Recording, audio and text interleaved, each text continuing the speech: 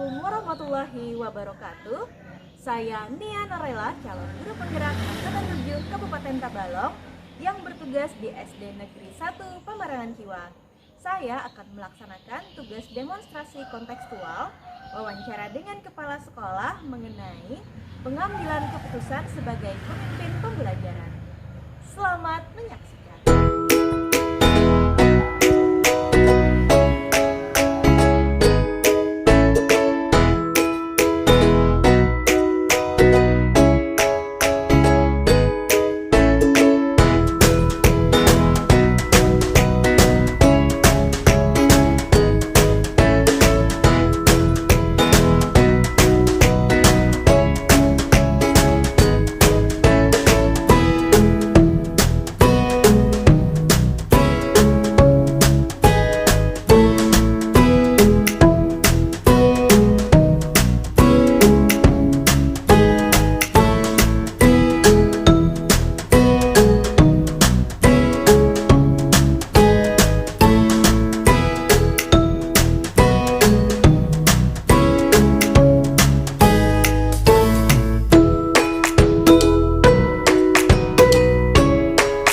Assalamualaikum warahmatullahi wabarakatuh. Nama saya Haji Ardiansyah, Kepala SDN 1 Pemarangan Ciwang. Saya sebagai narasumber dalam wawancara pengambilan keputusan pemimpin pembelajaran. Terima kasih. Assalamualaikum warahmatullahi wabarakatuh. Assalamualaikum Bapak. Waalaikumsalam warahmatullahi wabarakatuh. Saya ingin minta izin untuk melaksanakan wawancara dengan Bapak. Jadi ini Bapak menjadi narasumber saya mengenai pengambilan keputusan sebagai pimpinan. Boleh minta waktunya Pak? Sebentar. Ya. Jadi saya mengajukan pertanyaan ya Pak. Ya, bisa. Ya. Begini Pak, selama ini bagaimana Bapak dapat mengidentifikasi kasus-kasus yang merupakan dilema etika ataupun rujukan moral? Mengenai kasus dilematika, ini adalah benar melawan benar, merupakan situasi yang terjadi ketika kita harus memilih dan memutuskan antara dua pilihan, yaitu yang pertama benar secara moral, ya, tetapi bertentangan dengan yang lain. Yang kedua, sedangkan yang rujukan moral yaitu benar melawan salah. Nah, keadaan ini harus mengambil keputusan antara benar dan salah. Jadi dilema etika itu benar lawan benar, sedangkan rujukan moral itu antara benar melawan salah. Lalu Pak, bagaimana Bapak menjalankan pengambilan keputusan di sekolah, terutama untuk kasus-kasus di mana ada dua kepentingan yang sama-sama benar atau mungkin sama-sama mengandung nilai kebajikan? Sebelum keputusan diambil dalam kasus dilematika, terlebih dahulu kita pertama mengumpulkan fakta-fakta yang terjadi. Yang kedua, siapa yang terlibat. Yang ketiga, menganalisis benar salahnya. Kemudian membuat alternatif solusi. Nah, selanjutnya membuat keputusan dan lihat lagi keputusan untuk dieksekusi. Ya, baik Pak. Jadi biasanya Bapak terlebih dahulu mengumpulkan fakta yang terjadi, kemudian mengetahui siapa yang terlibat, menganalisis benar salahnya, lalu membuat alternatif solusi dan membuat keputusan. Kemudian keputusan tadi yang diambil direfleksikan lagi ya Pak. Kemudian Pak, apakah ada langkah-langkah atau prosedur apa yang biasa Bapak lakukan dalam mengambil keputusan? Langkah-langkah dalam mengambil keputusan dilematika ini adalah pertama mengumpulkan fakta-fakta yang ada, kemudian terus diminta nanti menentukan dan menganalisis benar salah, membuat alternatif solusi dan membuat keputusan. Keputusan itu harus bisa direfleksikan lagi, jadi nanti di belakangnya mungkin ada perkembangannya sehingga bisa mencari solusi yang baik, yang lainnya kan. Ya baik Kak, jadi nanti Bapak akan melihat ke belakangnya nanti mungkin ada perkembangannya sehingga bisa muncul lagi solusi-solusi yang lain. Ya. Nah kemudian Pak, kira-kira hal-hal apa saja yang selama ini Bapak anggap efektif dalam pengambilan keputusan pada kasus-kasus tersebut Pak? Hal-hal yang efektif pengambilan keputusan kasus kelima ini, pertama itu menelaah siapa yang terlibat, sifat mendesak atau tidak. Jadi nanti kita bisa mencari alternatif solusi dan pengambilan keputusan. Seperti itu, Bu. Ya. Kemudian Kak, hal-hal apa saja yang mungkin selama ini Bapak anggap menjadi tantangan dalam pengambilan keputusan pada kasus-kasus tersebut Pak? Dalam menghadapi tantangan mengambil keputusan kasus dilematika ini, masalahnya pertama itu mempunyai nilai yang sama pentingnya. Jadi mempunyai nilai yang sama pentingnya, harus ada yang didahulukan dan kemudian adanya peraturan yang harus dipatuhi. Tidak kalah pentingnya adalah nilai rasa yang harus diutamakan. Ya, jadi kalau saya simpulkan tadi Pak, yang menjadi tantangan Bapak itu adalah mengutamakan nilai-nilai kebajikan ya Pak. Ya mungkin Pak, Bapak memiliki sebuah tata cara atau jadwal tertentu dalam menyelesaikan kasus dilema IPK, atau ada sebuah jadwal tertentu untuk menyelesaikannya, entah itu bentuk atau prosedur tertentu yang bisa dijalankan Bapak? Untuk masalah dilema ini tidak ada yang punya jadwal, tidak ada yang punya jadwal, Pak. Tidak punya jadwal, tidak bisa diprediksi, yang artinya yang mana yang masalah itu datangnya tidak bisa diprediksi, artinya bisa tiba-tiba. Ya, bisa tiba-tiba. Jika masalah itu ringan akan langsung ditangani, tetapi kalau masalahnya itu berat, itu mulai harus dimusyawarahkan dulu, atau diputuskan sendiri. Jadi Bapak tidak memiliki jadwal, tetapi karena sebuah masalah itu tidak bisa diprediksi, apa bisa tiba-tiba, maka jika masalah itu ringan, Bapak bisa langsung tangani. Tapi jika masalah itu mungkin lebih berat, maka Bapak perlu musyawarah ya Bapak. Ya. Terus Pak, adakah seseorang atau faktor-faktor yang selama ini membantu Bapak atau mempermudah Bapak dalam mengambil keputusan dalam kasus-kasus tersebut? Biasanya saya berkomunikasi dengan rekan teman sejawat. Terlebih dulu, jika guru yang dianggap bisa membantu menyelesaikan masalah, saya ajak berdiskusi. Kemudian di sekolah juga ada komunitas sekolah yang juga bisa diajak berdiskusi. Jadi mungkin itu, Bu. Ya, jadi menurut Bapak sangat penting ya dalam pengambilan keputusan itu kita melibatkan orang-orang di sekitar kita ya Pak, seperti rekan sejawat, komunitas sekolah, rekan-rekan guru dan warga sekolah lainnya ya Pak. Jadi Bapak ini Pak, cukup sekian wawancara kita hari ini Pak. Terima kasih Bapak sudah mau berbagi pengalaman Bapak mengenai cara Bapak dalam mengambil keputusan. Terima kasih sudah menyediakan waktunya Pak. Sama-sama, Bu. Mudah-mudahan ini bermanfaat, Bu. Ya, terima kasih ya Pak. Saya ke kelas dulu ya Pak. Iya. Assalamualaikum. Waalaikumsalam warahmatullahi wabarakatuh.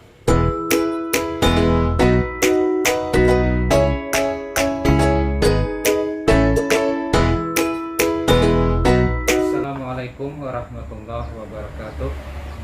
Perkenalkan, nama saya Zainal Hakim, jabatan Kepala ISDI Negeri Kuaing Tiwa, alamat Jalan Jenderal Ahmad Yani, kilometer 4,5, RT 2, Kecamatan Tanjung, Kabupaten Kabarong. Dalam hal ini bertindak sebagai narasumber pada kegiatan wawancara pengambilan keputusan pemimpin pembelajaran. Demikian perkenalan dari saya. Wassalamualaikum warahmatullahi wabarakatuh. Assalamualaikum Bapak. Waalaikumsalam warahmatullahi wabarakatuh. Bagaimana kabar Bapak? Baik, alhamdulillah baik. Ya. Lama Pak tidak ketemu. Iya, sama tidak ketemu.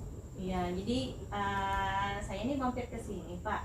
Ada dua kepentingan yang saya ingin bicarakan dengan Iya, Bapak. silakan Bu. Ya, yang pertama itu adalah silaturahmi, karena Bapak sudah mutasi ke SDN Kuain Kiwa, Iya. jadi saya kesini untuk silaturahmi. Ya. Kemudian yang kedua, Pak, ini saya mau minta izin, meminta waktunya Bapak. Saya ingin Bapak berbagi mengenai Bapak sebagai pimpinan dalam pengambilan keputusan. Ya, karena ini tugas saya di dalam pendidikan guru penggerak. Boleh Bapak minta waktunya? Silakan Bu, silakan. Ya. Kita langsung mulai saja ya, Pak. Ya, Saya silakan. akan mengajukan pertanyaan. Ya. Jadi begini, Pak. Selama ini bagaimana Bapak dapat mengidentifikasi kasus-kasus yang merupakan dilema etika ataupun rujukan moral? Nah, jadi yang Ibu tanyakan ini antara kasus-kasus yang merupakan dilema etika atau rujukan moral. Oke, Bu. Ya. Baik. Selama ini saya melihat bahwa kasus dilema etika itu yaitu benar lawan benar. Jadi merupakan situasi yang terjadi ketika kita harus memilih dan memutuskan antara dua pilihan. Nah, di mana kedua pilihan itu benar secara moral tetapi bertentangan satu dengan yang lain. Nah, sedangkan rujukan moral yaitu benar melawan salah, yaitu situasi atau keadaan kita harus mengambil keputusan antara benar atau salah. Ini memang benar-benar dilema. Oh iya, Pak. Jadi kalau dilema etika itu benar melawan benar, sedangkan rujukan moral itu benar melawan salah ya, Pak. Ya. Ya. Lalu Pak, bagaimana Bapak menjalankan pengambilan keputusan di sekolah, terutama untuk kasus-kasus di mana ada dua kepentingan yang sama-sama benar dan mungkin sama-sama mengandung nilai kebajikan? Baik. Jadi untuk mengambil sebuah keputusan, dan sebelum mengambil sebuah keputusan di dalam kasus dilema etika ini, terlebih dahulu kita harus melakukan pengumpulan fakta yang terjadi. Jadi fakta-fakta yang terjadi itu dikumpulkan dulu, kemudian kita inventarisir berdasarkan fakta tadi, kemudian siapa-siapa yang terlibat di dalamnya. Kalau memang ada pihak-pihak yang terlibat, maka akan kita usut. Kemudian menganalisis benar salahnya. Jadi kebenaran, benar atau salahnya itu harus kita analisis jujur-jujur. Lalu membuat alternatif solusi. Bagaimana cara pemecahan masalah ini, harus kita cari jalan keluarnya atau solusi yang terbaik. Dan setelah itu yang terakhir, langkah terakhir adalah mengambil sebuah keputusan, yang keputusan tersebut untuk direvisi. Oh baik Pak, jadi yang Bapak lakukan sebelum mengambil keputusan itu adalah mengumpulkan fakta-fakta yang terjadi. Ya. Kemudian Bapak juga menganalisis siapa saja yang terlibat dalam Ya. kasus tersebut, kemudian menganalisis benar salahnya. Kemudian Bapak juga membuat alternatif solusi. Kemudian yang terakhir Bapak akan mengambil keputusan dan melihat lagi keputusan tersebut ya Pak untuk bisa direfleksikan lagi. Kemudian Bapak, apakah ada langkah-langkah atau prosedur seperti apa yang biasanya Bapak lakukan dalam mengambil keputusan? Jadi Bu, dalam mengambil sebuah keputusan, terlebih dahulu kita menentukan langkah-langkah yang tepat atau yang paling terbaik lah di antara langkah-langkah itu. Jadi yang pertama mengumpulkan fakta-fakta yang ada, terus nanti menentukan dan menganalisis benar salahnya, lalu membuat alternatif solusi dan membuat keputusan. Nah kemudian sebagai laki-laki, saya harus melihat keputusan itu harus bisa direfleksikan lagi. Jadi nanti ke belakangnya mungkin ada perkembangannya sehingga bisa mencari solusi yang lain. Baik Pak, jadi nanti ke belakangnya nanti mungkin Bapak akan melihat perkembangannya seperti apa sehingga apakah muncul solusi-solusi yang lain ya Pak. Ya, kemudian Pak, Kira-kira nih Pak, hal-hal apa saja yang selama ini Bapak anggap efektif dalam pengambilan keputusan pada kasus-kasus dilema etika?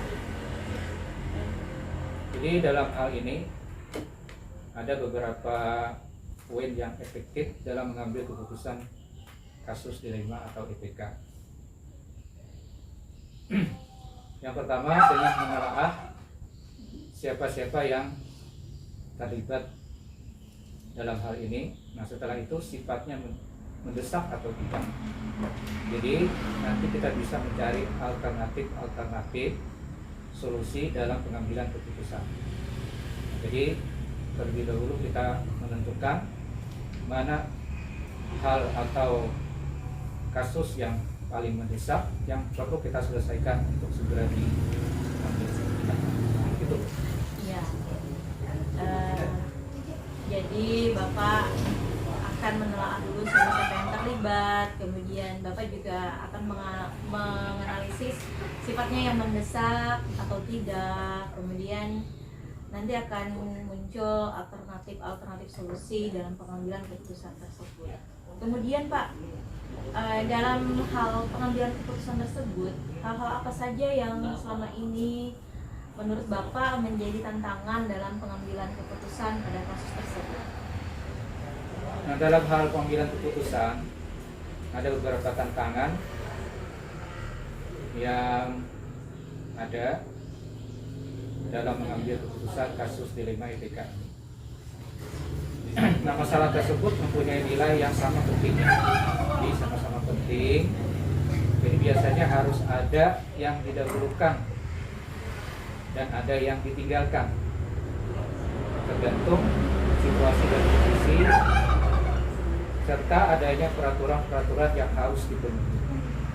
Dan yang tak kalah pentingnya lagi adalah nilai rasa yang harus diutamakan. Iya Pak. Jadi jika dapat saya simpulkan Pak, yang menjadi tantangan Bapak adalah mengutamakan nilai-nilai kebajikan ya Pak.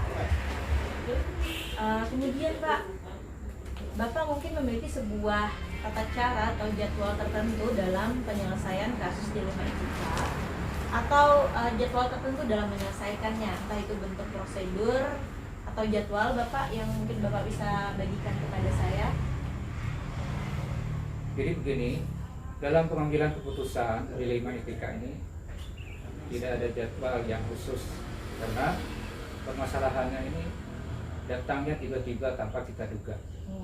Nah, jadi tidak bisa diprediksi, tidak bisa diperkirakan kapan dan bagaimana terjadinya. Jadi masalahnya itu ringan akan langsung ditangani. Kalau masalahnya ringan akan langsung ditangani. Tapi jika masalahnya agak berat, nah ini harus dimusyawarahkan dulu terlebih dahulu dengan pihak yang lain. Oh baik Pak. Jadi karena permasalahan tersebut tidak bisa diprediksi, tidak bisa diperkirakan, Ya. datangnya tiba-tiba. Jadi jika memang hal itu ringan, maka akan Bapak langsung tangani. Tapi jika berat, mungkin Bapak akan memusyawarahkan permasalahan tersebut. Kemudian Pak, adakah seseorang atau faktor-faktor yang selama ini membantu Bapak dalam pengambilan keputusan dalam kasus-kasus dilema etika? Betul, memang kasus seperti ini tidak bisa kita selesaikan sendiri. Jadi harus ada orang lain yang terlibat. Kalau di sekolah ini kan ada rekan-rekan, guru atau teman sejawat. Jadi jika ada guru yang dianggap bisa membantu atau menyelesaikan masalah itu, diajak berdiskusi. Kemudian di sekolah ini juga ada komunitas, seperti ada komite sekolah, ada stakeholder lah, yang juga bisa kita libatkan dan bisa diajak untuk berdiskusi dalam hal penyelesaian masalah seperti itu. Gitu. Iya, gitu Pak. Jadi menurut Bapak sangat penting dalam pengambilan keputusan itu Bapak akan melibatkan orang-orang di sekitar Bapak ya, seperti rekan guru, komunitas sekolah, dari stakeholder lainnya ya Pak. Ya. Jadi Bapak ini di sesi penutup Bapak wawancara kita sudah selesai. Oh, ya. Saya ucapkan terima kasih banyak ya Sama-sama. Pak karena sudah menyediakan waktunya. Ya. Bapak sudah bersedia berbagi pengalaman Bapak dalam pengambilan keputusan. Iya. Siap-siap. Saya ucapkan terima kasih ya Pak. Sama-sama Bu. Iya. Saya permisi dulu Pak. Iya, mudah-mudahan ilmu yang didapat bermanfaat.